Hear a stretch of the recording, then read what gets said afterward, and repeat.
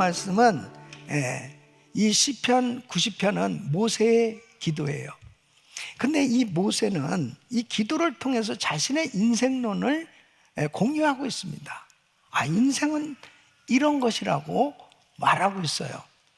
이 모세도 사실은 인생에 대해서 논할 수 있는, 우리에게 있어서 정말 인생의 대선배 또 멘토가 되어질 수 있는 그런 귀한 분이시죠.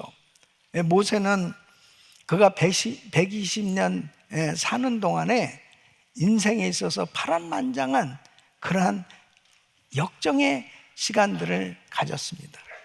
모세는 그의 인생이 정말 왕궁에서 왕자로서의 화려한 삶도 있었고, 광야에서 목동으로 양을 치면서 참 가장 땅바닥에 그런 삶으로 살아가기도 해봤고, 또 민족의 지도자로 정말 이스라엘 백성들을 이끌고 그 광야에서 하나님과 깊은 교제를 하면서 주의 음성도 들었고, 또 주님과 친히 대화할 만큼 그렇게 친밀한 교제를 하면서 또 하나님께로부터 율법도 받았고, 하나님의 그 사랑과 그 다음에 인정을 받은 하나님의 종이었습니다.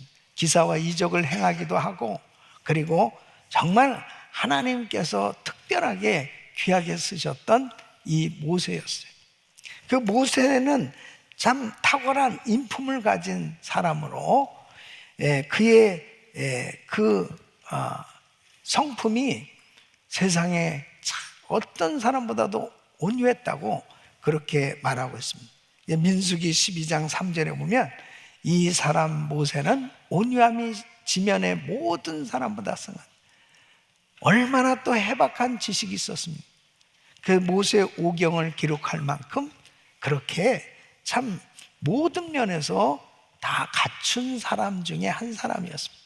이 모세는 자기 인생에 대해서, 그리고 사람들의 인생에 대해서 이 시편 90편을 통해서 하나님 앞에 기도하면서 이런 인생으로 살게 해주세요, 이런 인생 되게 해주세요, 이렇게 기도하는 것을 보게 됩니다.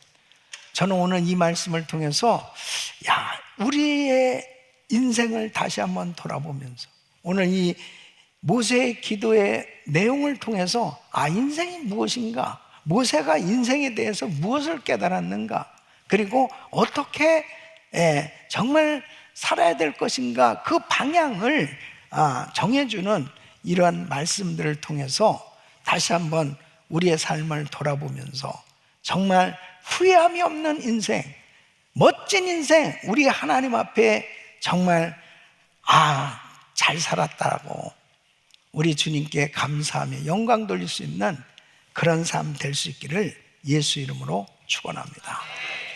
모세는 인생에서 무엇을 깨달았다고 말합니까?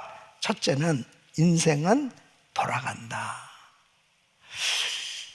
3절 말씀을 보면 주께서 사람을 티끌로 돌아가게 하시고 말씀하시기를 너희 인생들은 돌아가라 하셨사오니. 인생은 돌아가는 것이다. 여러분, 창세기 2장 7절에 보면 하나님이 인간을 창조하실 때 흙으로 사람을 지으시고 생기를 그 코에 불어넣으니 사람이 생명이 된지라 영적인 사람이 된 거예요. 그래서 사람이 죽을 때는 이 육체는 흙으로 돌아가는 겁니다. 그런데 영혼은 하나님의 그 호흡, 생기를 불어넣었어요.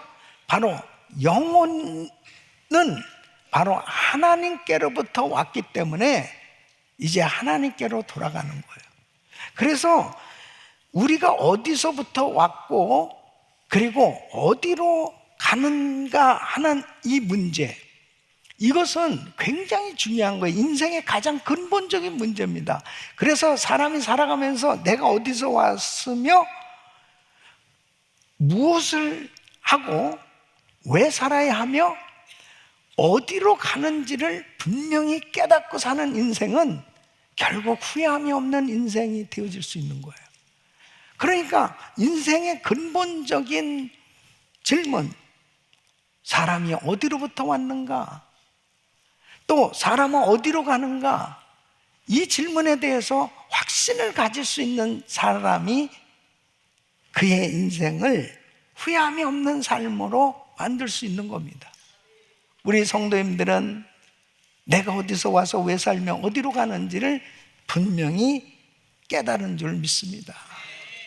이 모세는 바로 인생은 돌아가는 거구나, 이것을 확실히 깨닫게 된 거예요. 두 번째는 인생은 이 짧고 결과는 수고와 슬픔뿐이라는 것을 깨달았어요. 그래서 9절로 10절 말씀을 보면 우리의 모든 날이 주의 분노 중에 지나가며 우리의 평생이 일시간에 다였나이다. 우리의 연수가 70이요 강건하면 80이라도 그 연수의 자랑은 수고와 슬픔뿐이요 신속히 가니 우리가 날아가나이다. 그래서 모세는 120년을 살았지만은 실상 지나온 삶이 너무나 빠르게 지나갔다는 거죠. 너무나 빠르게 이 세월이 흘러가고 있음을 말하고 있습니다. 그래서 표현을 신속히 가니 날아가나이다. 근데 삶의 내용에 대해서 모세는 이렇게 이야기합니다. 결국 그 세월 속에서 남는 것은 수고와 슬픔밖에 없다는 거예요.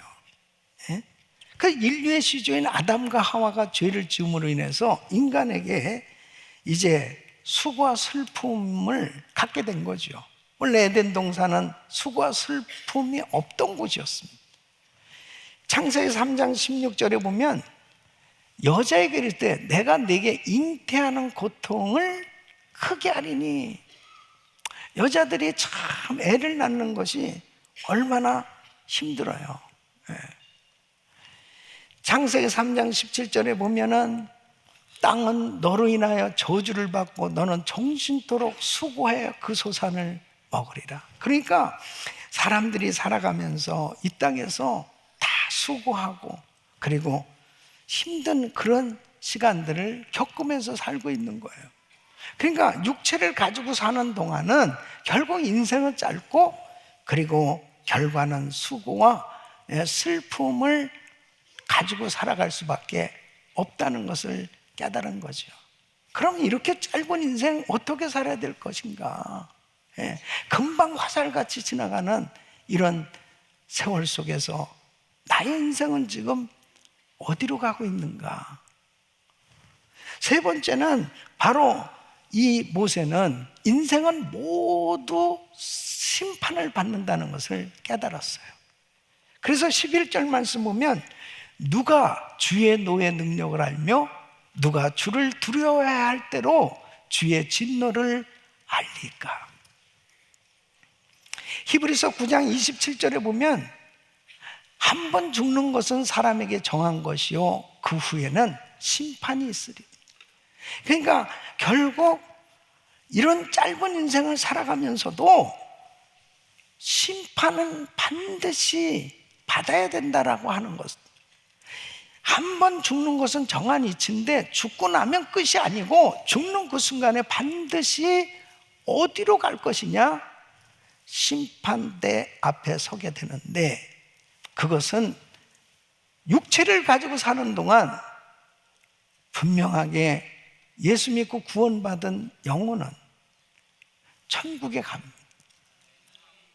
그러나 구원받지 못한 그 영혼은 음부, 지옥에 가는 거예요. 이것은 죽는 그 순간에 결정되는 겁니다. 그 심판은 그대로 받게 되는 거예요. 여러분은 세상을 떠나는 순간에 천사들의 손에 받들려서 낙원에 들어갈 수 있기를 바랍니다. 낙원에.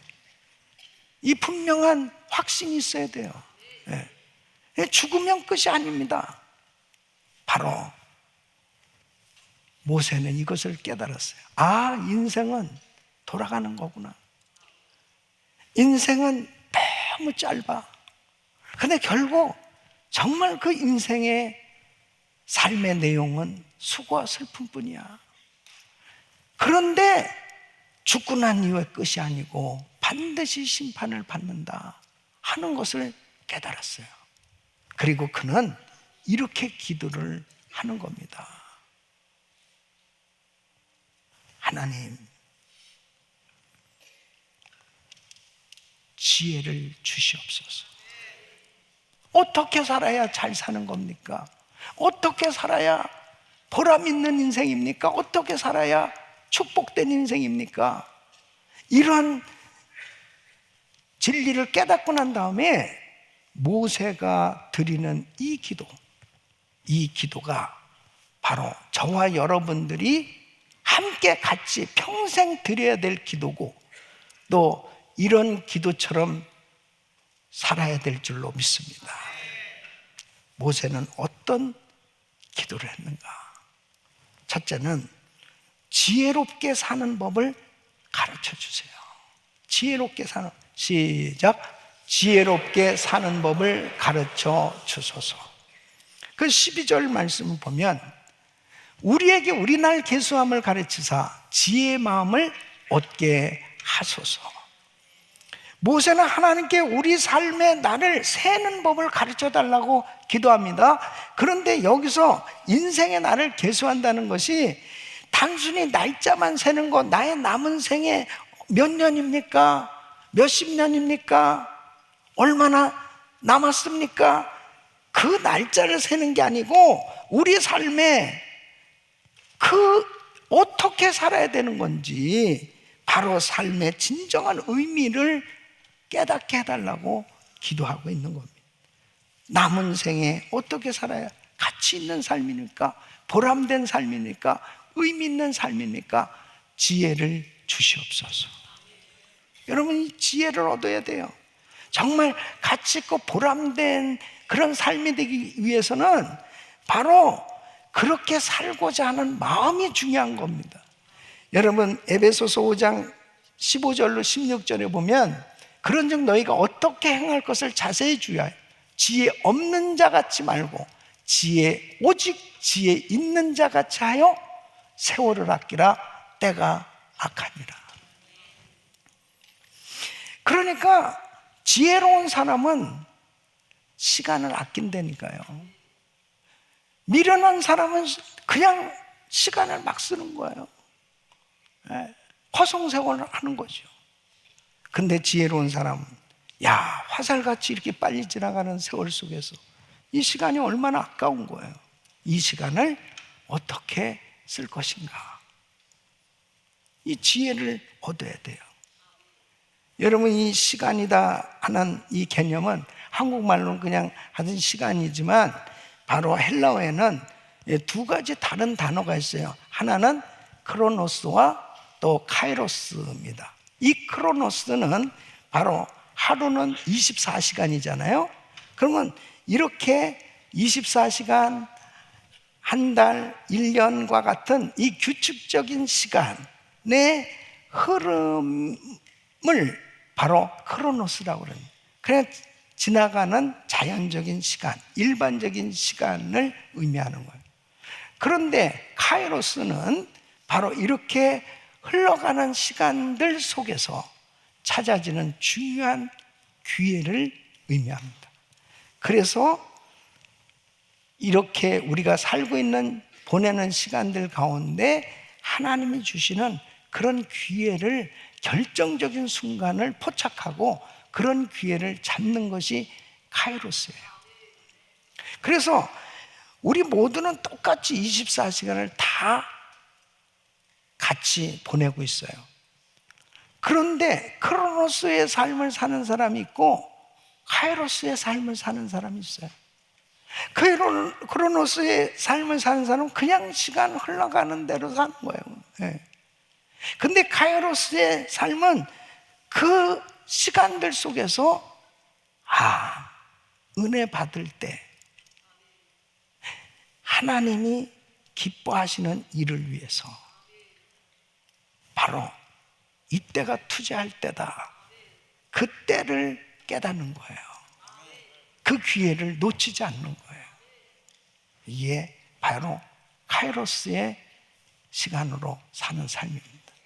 우리 예수님 보세요. 우리 예수님은 십자가를 지시기 위해서 이 땅에 오셨습니다. 근데 우리 예수님 사실 뭐 오래 사시지도 않았어요. 육체를 가지고 사는 동안 33년 사셨어요. 근데 그 33년 가운데 공생의 3년이 정말 결정적인 가장 중요한 일을 감당하셨습니다. 바로 구원 사역을 이뤄놓으셨단 말이에요. 요한복음 7장 6절에 보면 예수께서 가라사대 내 때는 아직 이르지 아니하였거니와 너희 때는 다 준비되었니. 내 때는 아직 이르지 않아. 내 때는 무슨 때예요? 바로 십자가를 지실 때. 아직 주님은 십자가 지실 시간이 안 됐다는 얘기죠. 또 8절에 보면 너희는 명절에 올라가라. 나는 내 때가 아직 차지 못하였으니 아직 십자가를 질 때가 안 됐어. 예. 그러니까 주님은 카이로스 시간을 찾아서 사셨어요. 그래서 적당한 타임에 바로 하나님의 때, 그때에 순종하셨고 그때에 결국은 십자가를 지셨고 그 모든 사역을 감당하셨습니다. 사랑하는 성도 여러분, 우리는 카이로스의 시간으로 살아야 됩니다. 하나님, 지혜롭게 살게 하여 주시옵소서. 카이로스의 삶이 되게 하여 주시옵소서. 두 번째는 평생 기쁘게 살게 하소서. 시작. 평생 기쁘게 살게 하소서. 그래서 15절 말씀에 모세는 이렇게 기도합니다. 우리를 곤곡해 하신 날수대로와 우리의 화를 당한 연수대로 기쁘게 하소서. 이 세상을 살면서 공고할 수밖에 없고 화를 당할 수밖에 없는 이 환난 많은 세상에서 어떻게 행복할 수 있습니까? 모세는 깨달은 거예요. 진정한 행복이란 즐거움이 있어야 되는구나. 즐거움이 없는 행복이 있어요? 아니, 자기 마음에 즐거움이 없는데 무슨 행복이 있습니까? 모세는 이걸 깨달은 거예요. 인생의 고통과 슬픔만 가득하다면 그 속에서 어떤 행복을 찾을 수 있겠단 말이냐. 정말 행복하려면 즐거움이 있어야 됩니다. 그 즐거움은 보세요. 육체의 즐거움이라고 하는 것은 인간이 만든 이 육체적 즐거움은 순간적이에요. 순식간에 빠르게 사라져요. 그 즐거움이라는 건 일시적인 거예요. 그런데 하나님이 주시는 기쁨은 영원한 겁니다. 바로 여기에서 어떻게 평생 기쁘게 살 수 있어요? 이렇게 끊임없이 공곡해 하는 삶, 그리고 끊임없이 화를 당할 수밖에 없는 이런 인생이 어떻게 평생 기쁘게 살 수 있단 말입니까? 평생 기쁘게 살려면 하나님께서 기쁨을 주셔야 됩니다. 그래야 평생 기뻐할 수 있습니다. 그런데 데살로니가전서 5장 16절로 18절에 보면 항상 기뻐하라, 쉬지 말고 기도하라, 범사에 감사하라, 이는 그리스도 예수 안에서 너희를 향하신 하나님의 뜻이니라. 항상 기뻐하는 것이 하나님의 뜻이래요. 자, 이렇게 바울이 항상 기뻐하라, 이것이 하나님의 뜻이라는 것을 바울도 깨달았어요. 이 항상 기뻐할 수 있는 것이 어떻게 항상 기뻐할 수 있단 말이에요? 빌립보서 4장 4절에 바울은 이렇게 빌립보 성도들을 향해서 권면합니다. 주 안에서 항상 기뻐하라. 내가 다시 말하노니 기뻐하라. 여기서도 항상 기뻐하라고 그리고 권면하고 있어요. 데살로니가 교인들에게도 빌립보 교인들에게도 만나는 성도들에게 항상 기뻐하십시오. 근데 바울이 지금 어디에서 이 편지를 쓰고 있냐면 감옥에서 이 편지를 쓰고 있는 거예요. 이 감옥 안에 그렇게 고통을 당하고 있는 사도 바울을 걱정하고 있는 이 빌립보 성도들을 향해서 항상 기뻐하십시오. 꼭 기뻐하는 삶이 되세요 하고 그렇게 권면하는 이 바울은 기뻤겠습니까? 슬펐겠습니까? 정말 기뻐했을까요? 그냥 습관적으로 말하는 것일까요? 자기가 기쁘지 않은데 뭐 항상 기뻐하라고 얘기할 수 있어요. 여기서의 기쁨은 육체적인 기쁨을 얘기하는 게 아니에요. 영적인 즐거움을 말하는 겁니다. 나는 감옥에 갇혔지만 나 기쁨을 잃지 않고 있어. 나 감옥에 갇혔지만 나 지금도 예수님 때문에 행복해. 예수님 때문에 즐거운 거야. 그래서 여기서 이렇게 표현한 것입니다. 주 안에서 항상 기뻐하라. 예수님 안에서라면, 예수님 때문이라면 기뻐할 수 있다는 거예요. 사랑하는 성도 여러분, 왜 우리가 참 예수 믿으면서도 이 정말 세상적인 것 때문에 이 엄청난 영적인 즐거움을 놓쳐버리고 사는 사람들이 너무 많아요. 예. 세상의 어떤 소유하고자 하는 것, 이루고자 하는 것, 이런 것들에 대해서 기대했던 것들이 잘 안 이루어졌을 때 마치 모든 것을 다 잃어버린 사람처럼 그렇게 근심, 걱정, 염려하며 사는 사람들이 얼마나 많이 있습니까? 영적이라고 하면서도 그런 사람들이 너무 많아요. 예. 그러면 행복한 신앙생활이 안 됩니다. 근데 하나님의 뜻은 항상 기뻐하는 거예요. 우리 하나님 아버지는 우리 자신들이 너무 행복하기를 원한다니까요. 모세는 이것을 깨달았습니다. 아, 인생의 행복이란 즐거움이 있어야 됩니다. 주여, 항상 즐겁게 살게 하여 주시옵소서. 따라했습니다. 주여, 평생 즐겁게 살게 하소서. 아멘. 그래서 절기가 되면 또 이런 은혜를 받고 다시 영적인 즐거움을 회복하고 또 다시 새 힘을 얻고 하나님 앞에 늘 승리하게 되는 줄로 믿습니다. 세 번째는 하는 일마다 견고하게 하소서. 시작. 하는 일마다 견고하게 하소서. 17절에 이렇게 기도합니다. 주 우리 하나님의 은총을 우리에게 임하게 하소서. 우리 손의 행사를 우리에게 견고케 하소서. 우리 손의 행사를 견고케 하소서.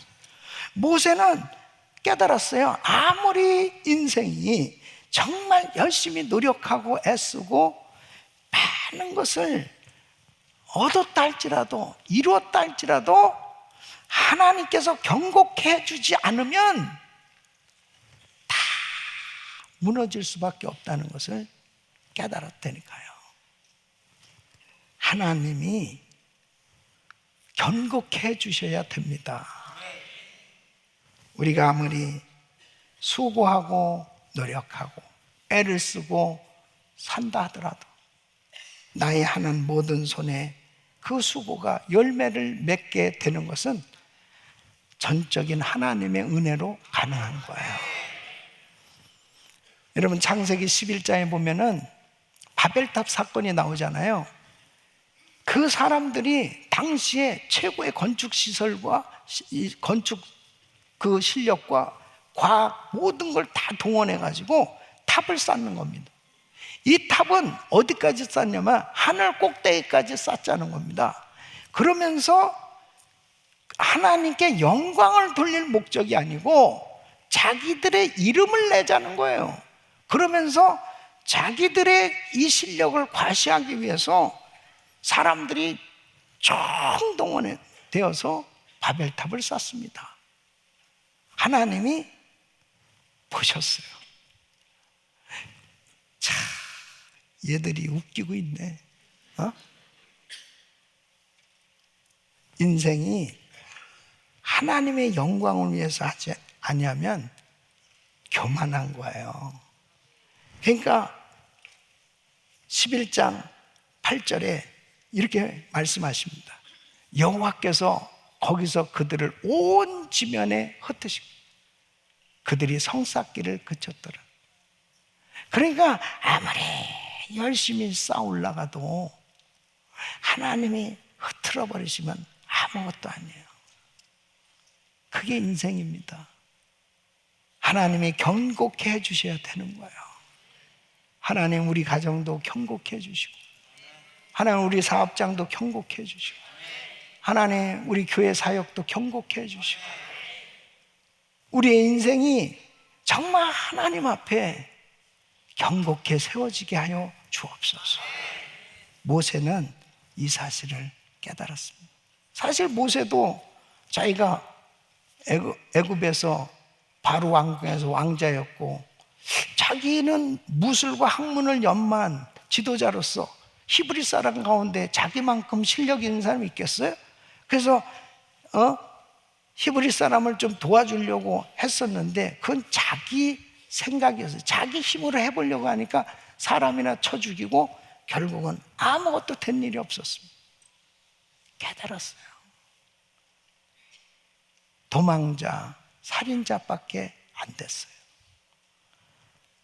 그러나 그 인생 다시 회복시키셔서 능력을 주시고 은혜를 주시니까 위대한 민족의 지도자로 세워진 줄로 믿습니다. 하나님이 우리의 인생 경고케 해주셔야 돼요. 잠언 16장 9절에 보니까 사람이 마음으로 자기의 길을 계획할지라도 그 걸음을 인도하는 자는 여호와시니라. 하나님께서 정해주시고 인도해주신 그 주님의 계획과 뜻대로 순종되었을 때 견고한 인생으로 세워주시는 거예요. 시편 127편 1절에 보면 여호와께서 집을 세우지 아니하시면 세우는 자의 수고가 헛됨, 여호와께서 성을 지키지 아니하시면 파수꾼의 경성함이 허사로다. 하나님이 지켜주시고 보호해주시고 세워주실 수 있기를 바랍니다.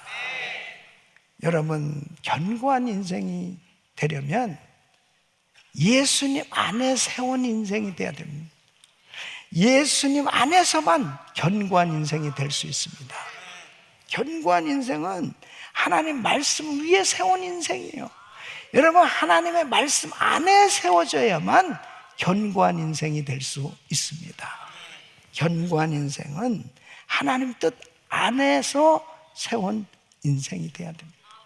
하나님 뜻대로 사는 삶은 하나님께서 책임져 주십니다. 모세는 깨달았어요. 아, 인생은 돌아가는 것이다. 그리고 인생은 짧고 정말 인생의 삶의 내용은 수고와 슬픔밖에 없는데 세상을 떠나면 죽는 것으로 끝이 아니고 결국은 심판을 받게 될 것이다. 이런 가운데 어떻게 살아야 될 것인가? 하나님, 지혜롭게 사는 법 가르쳐 주세요. 하나님, 평생 기쁘게 살게 해주세요. 하나님, 하는 일마다 견고하게 축복해 주시옵소서. 이 모세의 기도가 우리의 기도가 될 수 있기를 바라고요, 모세의 기도처럼 살 수 있기를 바랍니다. 그래서 저와 우리 성도님들의 인생은 후회함이 없는, 그리고 잘 살았다 그럴 수 있는, 하나님께 영광 돌리는 복된 삶 되시기를 예수 이름으로 축원합니다.